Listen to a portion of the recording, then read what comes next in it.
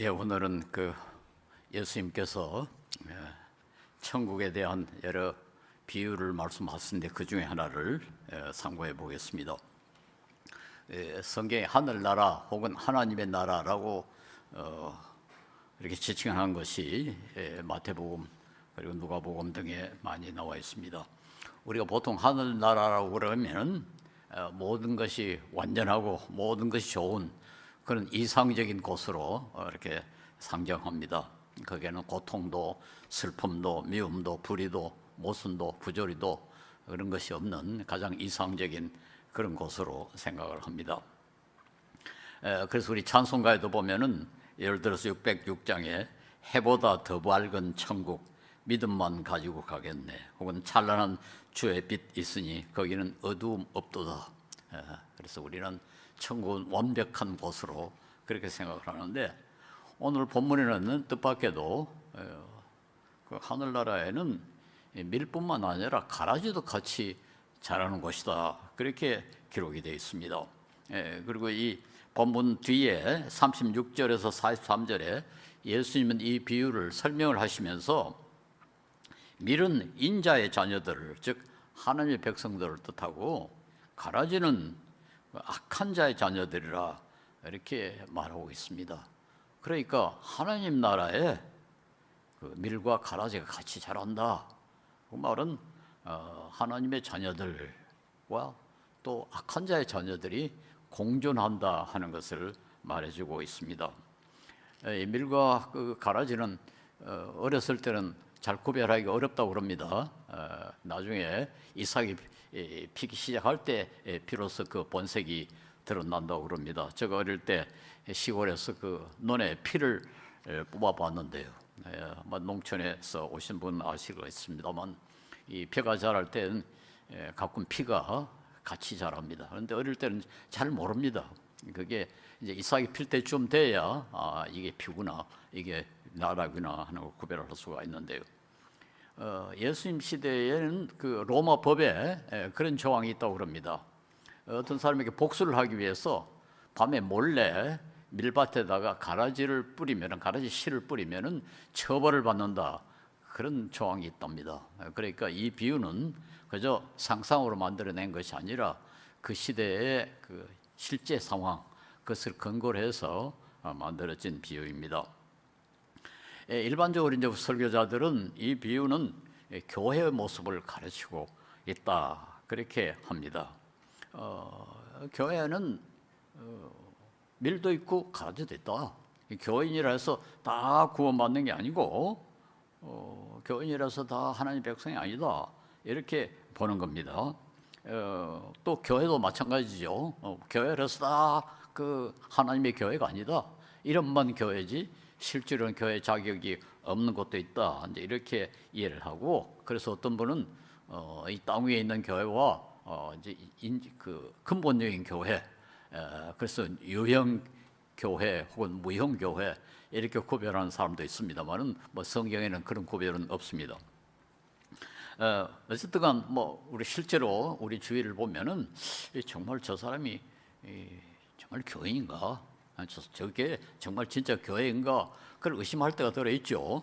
제가 이달 초에 미국에 좀 다녀왔습니다만, 미국에 가니까 어떤 목사님이 동영상을 보여주는데요.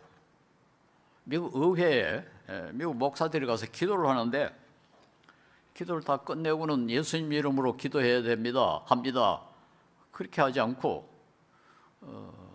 브라만의 이름으로, 모든 종교의 이름으로 기도합니다, 그렇게 하는 목사가 있는가 하면은 전능하신 아버지 하나님 이름으로 기도합니다. 그건 말도 안 되는 소리죠. 하나님께 기도해야지 하나님 이름으로 기도한다는 말이 됩니까? 그리고는 하는 소리가 아멘 and 아우먼 그 따위로 기도하는 모습을 보았습니다. 그걸 보면서 저게 진짜 목사인가? 저게 정말 성경이 말한 그런 기독교인이고 참 그 성경이 정의하신 그런 목사가 될 수 있는가 의심이 갔습니다. 우리나라도 어떤 교회가 그렇지 않습니까? 이 재개발 지역에 법원의 명령을 다 어기고 상대방의 약점을 이용하고 아주 비상식적인 협박 방법으로 이 법정 가격보다 8배나 되는 돈을 울고내는 그런 교회가 있는데요. 이게 정말 이런 집단을 우리가 교회라 해야 할지. 우리 하나님은 이 공의, 정의를 굉장히 중요하게 생각하시거든요. 불의를 미워하시고 요한일서에 보면 모든 불의는 죄라. 그 불의란 말은 정의에 언한다는 뜻입니다. 성경에 의란 말과 정의란 말은 다 득하여 수은의 같은 단어입니다. 불의는 죄라. 그런데 정의에 어긋난 짓을 하는 교회를 하나님의 교회라고 할 수 있을까 의심이 갑니다. 그런데 오늘 본문은 이 교회보다 적용 범위가 훨씬 높습니다. 여기 보니까 24절에 이건 하늘나라에 대한 비유라 그렇게 돼 있어가지고 우리를 좀 더 놀라게 만듭니다. 하나님의 나라 모든 것이 완벽해야 하는데 거기 어떻게 가라지가 같이 자라는가? 아브라함 카이퍼의 그 유명한 발언이 있지 않습니까? 온 우주의 주인이신 그리스도께서 내 것이다 라고 말하실 수 없는 것은 한 뼘도 없다. 다른 말로 말해서 세계 자체가, 우주 자체가 하나님의 통치 영역이다. 그러므로 하나님이 통치하시면 그게 하나님 나라다. 그래서 하나님 나라는 인간 사회, 세상 다 포함한다. 이렇게 말할 수가 있습니다.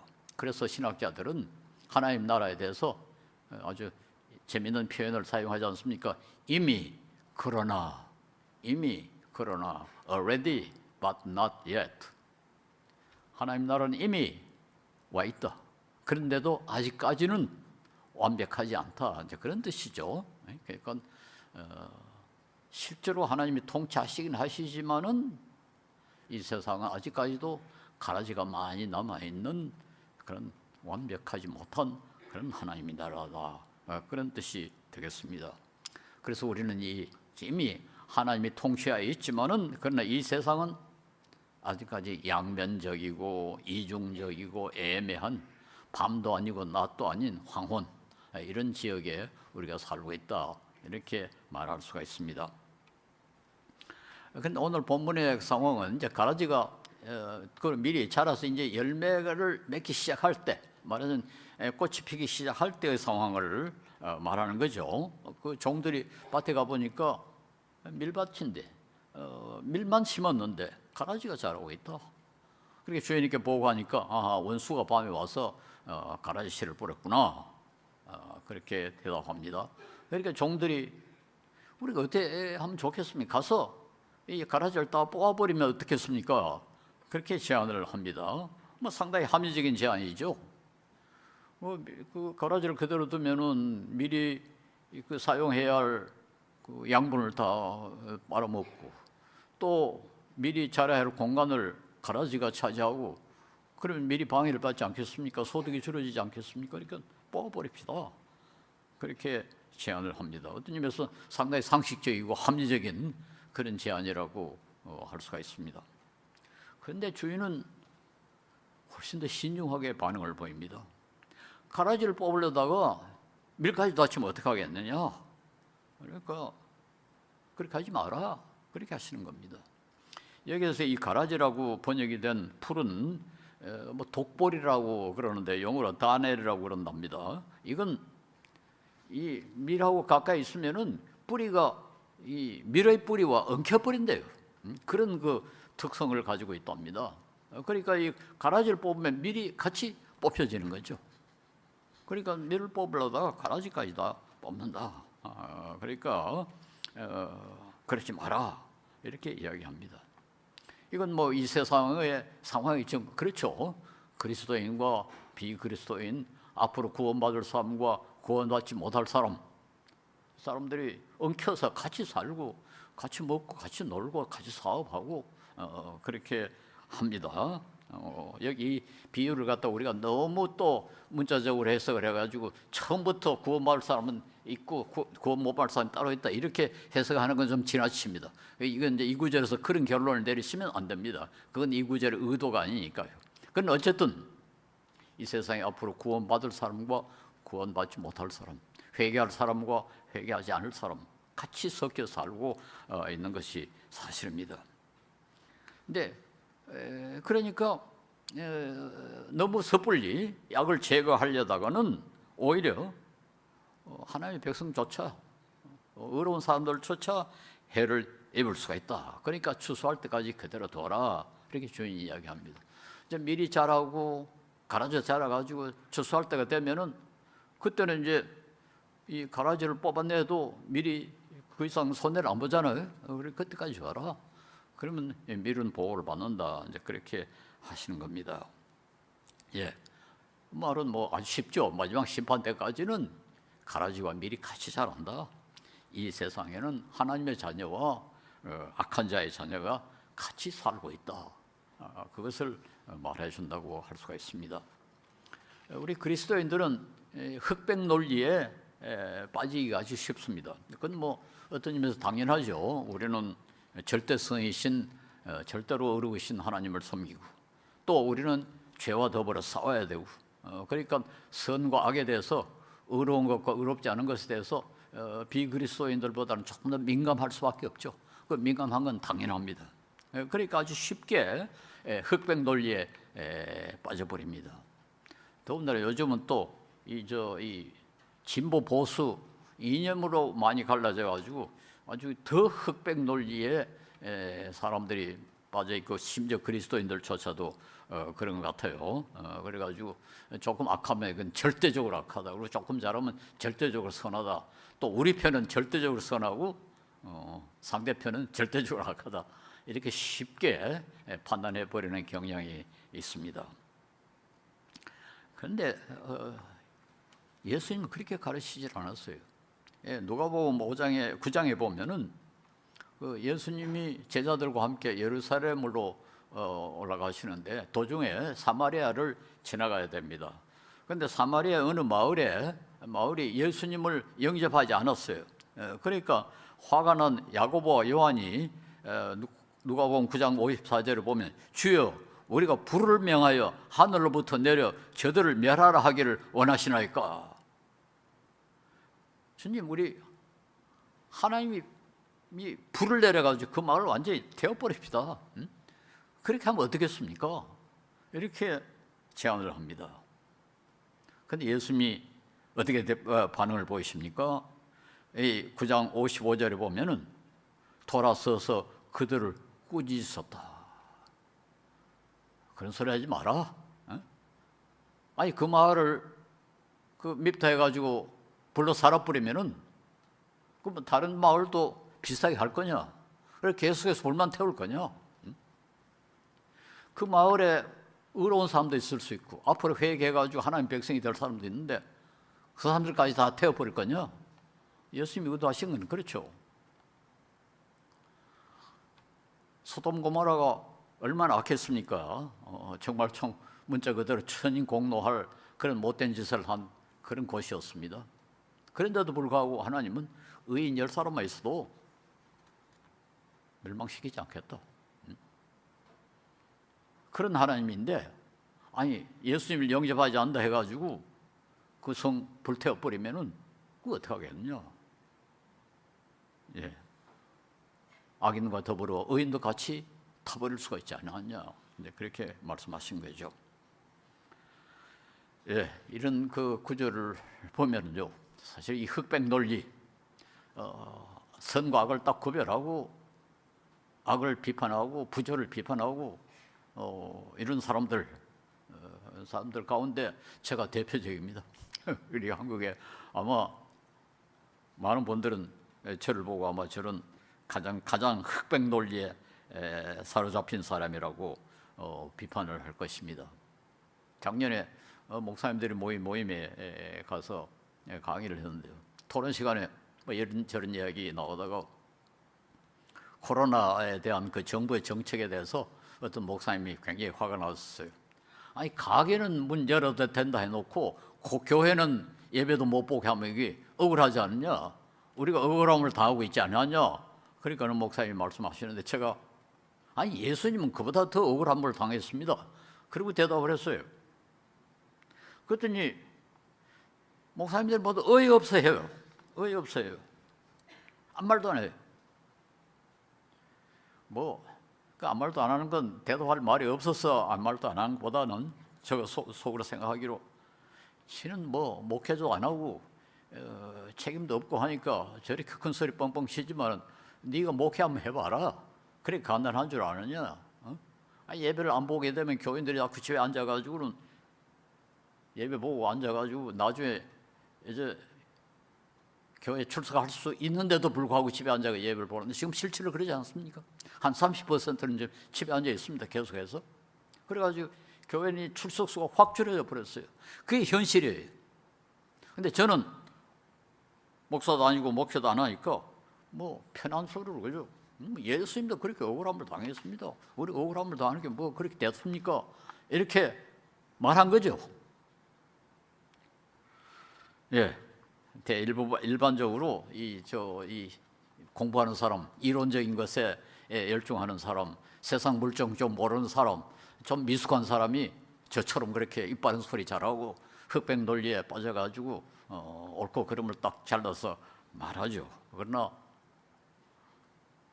이 세상에 참 시달리고 이 구체적인 현실에 깊이 들어가 있는 사람들은 그렇게 쉽게 옳다 그러다 나쁘다 옳다 그렇게 하기가 쉽지 않은 것 같습니다. 어쨌든 제가 이 설교를 준비하면서 반성을 좀 했어요. 그러나 저는 양보하고 싶은 생각은 없습니다. 계속해서 바른 소리를 하긴 하겠는데 다만 그것을 실천에 옮길 때는 좀 조심을 해야 된다. 현실은 그렇게 넉넉하지 않다 하는 것은 사실입니다. 제가 네덜란드에서 공부할 때 한번 본 그 방송 인터뷰가 지금도 생각이 납니다. 어느 해인가 비가 엄청나게 많이 왔습니다. 그런데 프랑스의 그 광염 산에서 그 캐낸 소금을 강가에다가 잔뜩 쌓아놨는데 그 강이 나중에 흘러가지고 라인강으로 들어갑니다. 유럽의 아주 제일 큰 강인 라인강이 있는데 대부분의 그 물이 독일이나 혹은 스위스에서 발원을 합니다만 한 강 하나는 프랑스에서 발원해가지고 라인강으로 들어옵니다. 그런데 비가 오니까 소금이 잔뜩 녹아가지고는 강이 완전히 그 염도가 굉장히 높아져 버렸어요. 그래서 그 물이 네덜란드로 들어오는데 네덜란드가 이제 삼각주로 된 나라니까 말하자면 라인강의 그 하류에 있거든요. 근데 그날은 산이 하나도 없고 그러니까 모든 물은 라인강에서 빌었습니다. 그러니까 공업용수, 농업용수, 식수 다 라인강으로 라인강 물을 이용하는데 거기 소금이 잔뜩 들어와 있으니까 야단이 나지 않겠습니까? 그러니까 그 나라가 화가 나가지고 항의를 하고 어떤 사람은 추럭에다 소금을 잔뜩 싣고는 볼란서 대사관, 프랑스인 대사관 앞에 산더미처럼 쌓아놓고 그렇게 했습니다. 하루 저녁에는 이 어떤 방송 기자가 수상을 모시고 인터뷰를 하는데 그 문제에 대해서 이런저런 이야기하다가 기자가 수상에게 수상님, 우리 나라가 프랑스와 외교 관계를 단절해버리면 어떻겠습니까? 그렇게 질문을 해요. 그러니까 그때 그 수상이 보여준 반응이 지금도 잊어지질 않습니다. 이렇게 그 기자를 한참 말도 안 하고 들여다보더니 아주 나지막한 소리로 그러면 누가 손해볼 것 같아? 응? 누가 손해볼 것 같아? 그 말이 지금도 잊어지질 않습니다. 프랑스는 큰 나라죠. 네덜란드에 비하면 큰 나라 아닙니까? 그 큰 나라하고 조그마한 네덜란드가 외교 관계를 단절하면 결과적으로 우리만 손해보는 거 아니냐. 그 말이죠. 그러니까 철 모르는 소리 하지 마라.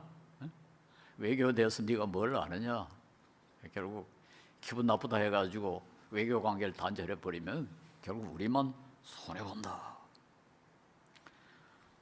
이게 이 세상입니다. 이 세상. 그렇지 않습니까? 약한 나라는 억울함을 당합니다. 그래도 할 말 못하고 참아야 됩니다. 이게 이 세상이에요. 하늘나라의 이중성, 이 세상의 이중성, 그걸 가장 극적으로 표현하는 것이 뭔가니까 가룟 유다입니다. 가룟 유다. 하나님 아들이요, 이 세상을 죄로부터 구원하실, 이 세상의 모든 사람의 죄를 대신해서 십자가에 돌아가실 지고지선의 예수님이 그 측근 가운데 마귀의 제자를 하나 두고 있었다. 그 이해가 됩니까? 어떻게 그게 가능합니까? 그뿐 아니라 가룟 유다를 통해 가지고 십자가가 이루어졌어요. 가룟 유다가 모르겠습니다만 적어도 성경에 기록한 대로 따지면은 가룟 유다가 배신을 했기 때문에 예수님이 십자가에 못 박혀 돌아가셨지 않습니까? 그리고 예수님이 십자가에 못 박혀 돌아가서야 우리 죄가 용서를 받지 않습니까? 그렇게 따지자면 가룟 유다 덕으로 구원이 이루어진다, 이렇게까지 말할 수 있지 않습니까? 하나님의 그 중요하고 위대한 사역을 이루는데 마귀의 제자가, 가룟 유다가 공헌을 했다. 그 역설 아닙니까? 예, 그게 이 세상입니다. 그게 이 세상. 물론 하나님의 신비요, 하나님께서는 다른 방법으로 얼마든지 이룩할 수 있었습니다만, 적어도 일어난 상황을 보면은 가룟 유다가 예수님의 제자 가운데 하나였고, 그를 통해서 구원의 사역이 이루어졌다. 그 참 기가 차는 그런 상황이 벌어졌습니다. 예, 그러니까 이 세상이 얼마나 애매하며 얼마나 이중적이며 얼마나 복잡한가 하는 것을 우리가 알 수가 있고, 이 세상에서 악을 제거한다는 것이 얼마나 어려운가 하는 것을 알 수가 있습니다. 저도 가끔 뉴스를 보면서 그 좀 나이 많은 노인들 등쳐먹는 그 보이스피싱 한 놈들, 또 음주운전 해가지고 사람을 다 죽이는 사람들, 청소년 성범을 성적으로 이용해 먹는 놈들, 이런 놈들은 제가 그 뉴스를 볼 때 속으로 저런 놈들은 사형에 처해야 돼, 그렇게 생각할 때가 많아요. 그런 사람들 다 사형에 처했다가는 이 세상에 인구가 확 줄어져 버리겠죠. 왜냐하니까 그보다 더 악한 사람들도 많이 있으니까. 그 사람 다 사형에 처해야 될 거 아닙니까? 예, 그렇게 간단하지는 않습니다. 그러므로 이 세상에서 악과 싸우는, 악을 제거하려고 하고 세상을 좀 개혁해 보려고, 교회를 개혁해 보려고 하는 노력도 그렇게 쉽지 않습니다. 저는 절망적일 때가 많습니다. 절망적일 때. 아무리 해도 안 된다. 저는 이걸 좀 거창한 문자를 사용해가지고 선지자적 비관주의라 그렇게 이름을 붙였습니다. 제가 지금 학위 논문에 이 구절을 마지막 페이지에 사용해가지고 여러 사람으로부터 질문을 받았습니다. 이 선지자를 들먹인 이유는 구약 성경에 이사야, 예레미야, 에스겔 같은 선지자들을 보면은 그들이 유다 백성과 이스라엘 백성, 예루살렘 주민들을 향해서 회개하라고, 너희들의 죄가 이렇게 이런 것이다, 회개하라고 아무리 외쳐도 그들이 듣지 않을 것을 그들은 미리 알았어요. 그게 참 특이하죠. 앞으로 자기 아들이 아무리 회개를 외쳐도 듣지 않을 것이다 하는 걸 알았고 실제로 듣지 않았습니다. 이스라엘 백성은 이 선지자들의 경고를 무시했고, 그들이 회개하라고 외친 것 다 무시하고, 결과적으로 어떻게 됐습니까? 이스라엘 없어져 버렸습니다. 망해버렸습니다. 그리고 그 이스라엘은 영원히 회복되지 않았습니다. 지금 있는 이스라엘은 구약 성경 이스라엘하고는 전혀 다른, 철저히 세속화된 이스라엘이기 때문에 구약 성경이 말하는 그 하나님 백성의 이스라엘은 아닙니다. 하나님의 백성으로서 이스라엘은 없어져 버렸습니다. 그러니까 선지자들 얼마나 절망적인 일을 했습니까? 그렇게 다 망할 줄 알고 회개하지 않을 줄 알면서도 그들은 외쳤습니다. 이걸 제가 선지자적 비관주의라 그렇게 불렀습니다. 비관적이죠. 아무리 노력해도 안 된다는 걸 알았으니까 비관주의 아닙니까? 그런데 그 비관은 선지자적 비관주의, 선지자들이 가지고 있는 비관이다. 제가 90년대 공명성 운동이라는 걸 했습니다. 그때 우리나라 선거는 한마디로 엉망이었습니다. 그러니까 이 선거가 공명하지 않고는 민주주의라는 게 도저히 될 수가 없다. 민주주의라는 게 선거의 공명성에 달려 있는데 선거가 이렇게 부정해가지고 어떻게 민주주의가 이렇게 될 수 있냐. 제가 16년간 공명선거 운동을 했습니다. 그런데 그때 어느 이 동료 교수가 좀 힐난조로 물어요. 그 공명선거 운동하니까 선거 공명해집니까? 그래요. 제가 그때 대답한 게 아주 지금도 기억이 나요. 안 되죠. 안 되죠. 그리고 그 사람이 놀라가지고 그럼 왜 합니까? 안 할 수 없어서 하죠. 제가 그렇게 대답한 것이 아주 생생하게 기억납니다. 안 할 수 없어서 하죠. 이들은 버려둘 수는 없지 않습니까? 그렇게 하는 거죠. 그런데 내가 봐서는 별로 될 것 같지는 않습니다. 그때는 그랬습니다. 그런데요,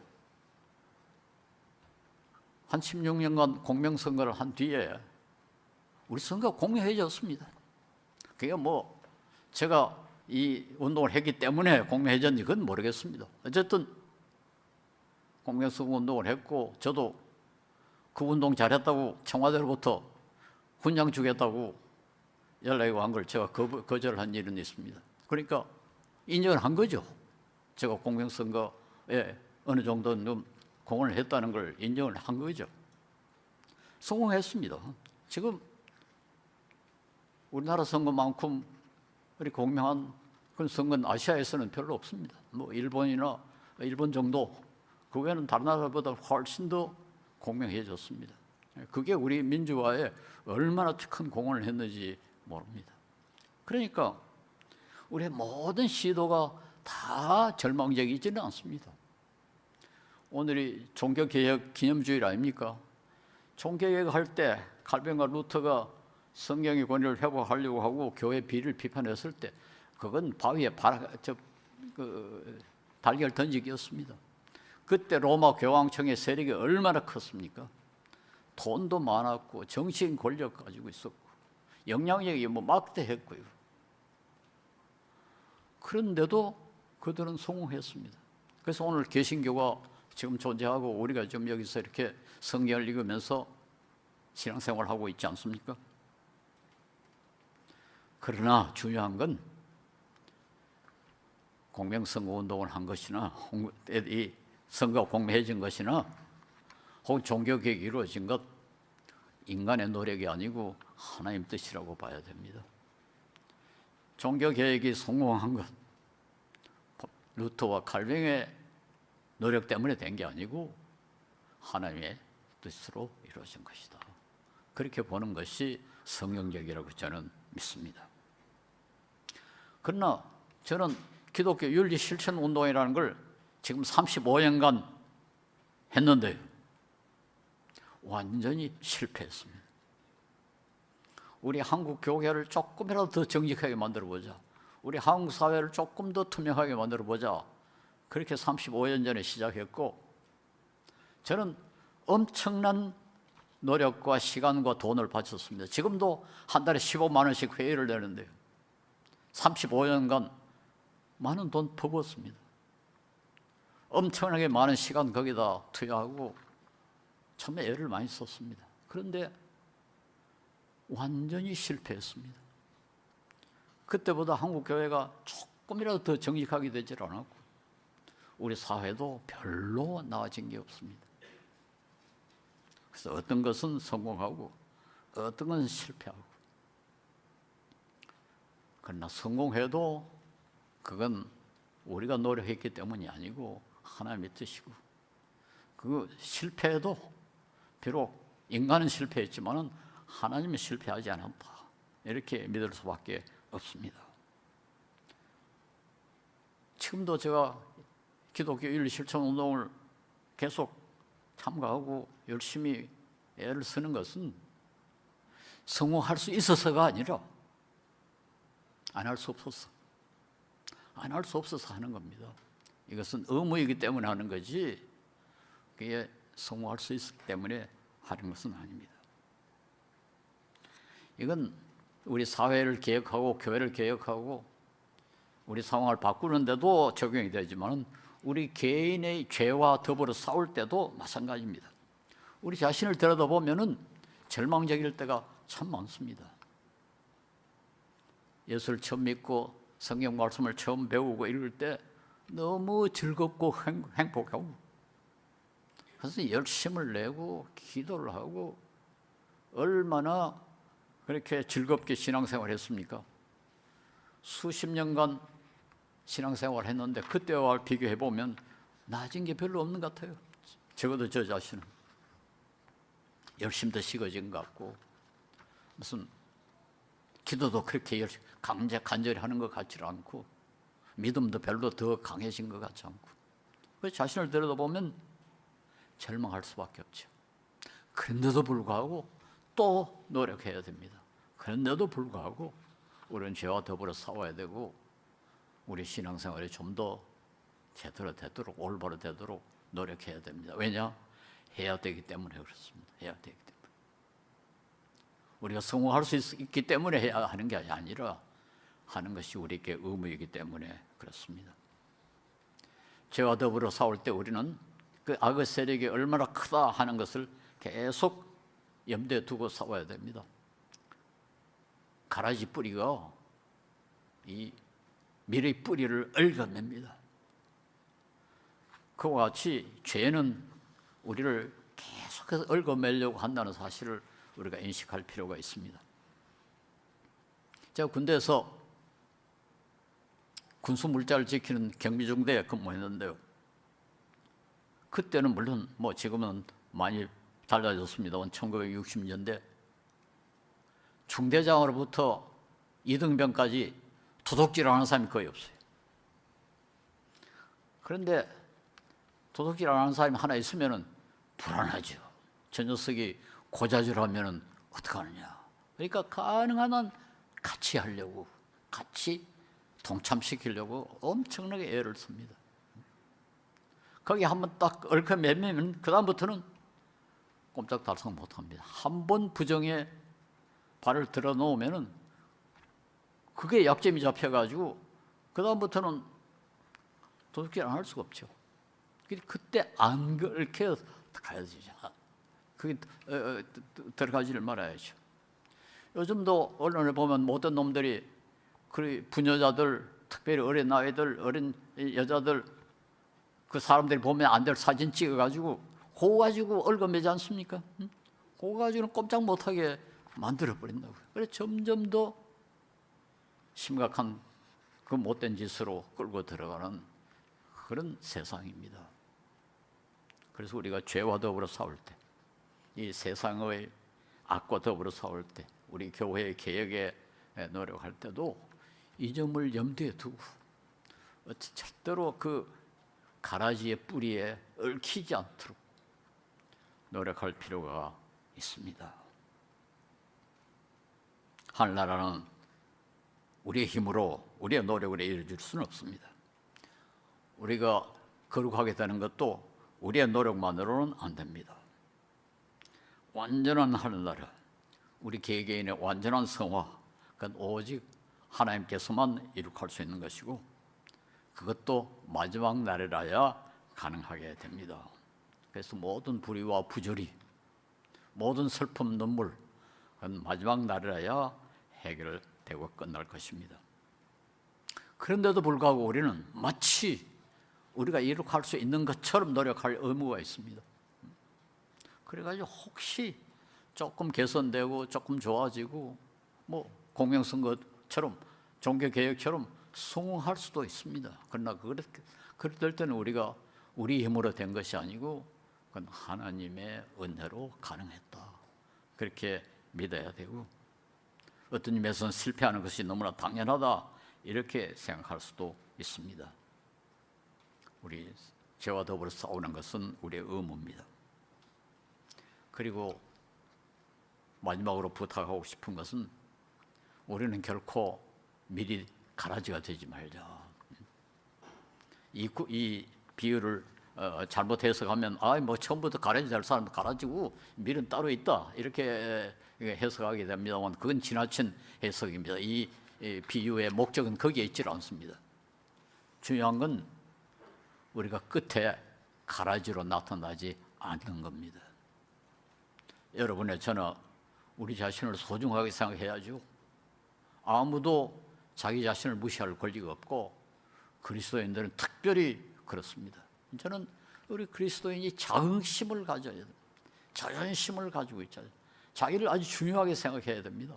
못된 짓을 하는 사람은 대개 자기 자신을 무시하기 때문에 그렇다고 생각합니다. 우리는 중요합니다. 하나님이 우리를 이 세상에 보내신 것은 무시하고 천대받고 아주 개떡같이 살으라고 보내신 게 아닙니다. 우리는 가치 있게 살아야죠. 그런데 끝에 가서 가라지로 판명이 되면은 얼마나 비참하겠습니까? 아무 소용없어서 불에 타버리는 그런 존재가 돼서는 안 되지 않겠습니까?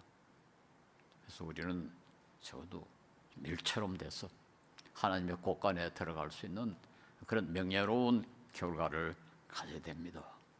한평생 살다가 불에 타버릴 정도의 그런 삶을 살아서는 안 되지 않겠습니까? 이 세상에서는 별 차이가 없어 보여요. 우리 앞으로 불에 탈 사람과 곳간에 들어갈 사람 다 넥타이 매고 번듯하게 같이 살고 있어서 별 차이 없어 보입니다. 그러나 마지막 날은 달라집니다. 그렇지 않겠습니까? 그때를 염두에 두고 우리의 일상생활을 해야 된다. 그렇게 좀 강조하고 싶습니다. 여러분, 멋지게 가치 있게 사셔서 꼭 하나님의 아주 멋진 곳간에 들어가는 일이 될 수 있기를 바랍니다. 기도하겠습니다.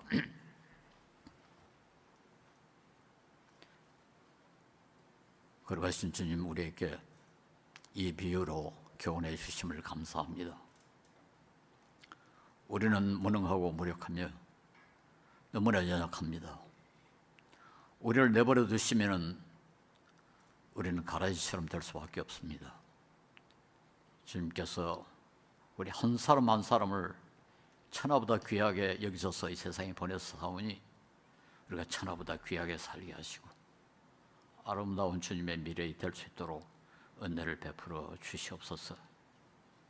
우리는 너무 연약하오니 주님께서 도와주시옵소서. 예수님 이름으로 기도합니다. 아멘.